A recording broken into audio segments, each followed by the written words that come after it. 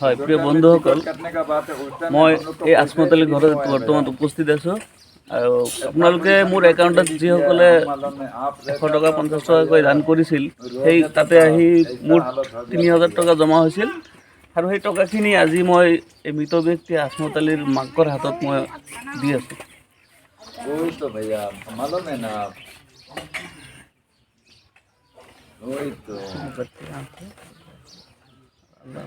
ऐ- ऐसा ऐसा बाप में आदमी लोग को हालत हो रहा है ना। কেউ কারো কোনো কিছু ঘুরে বার পাবো না। বাপ সে মা ওই বেড়া মরতেছে, বেড়া সে বাপ মরতেছে, এটা আল্লাহরই খেলা।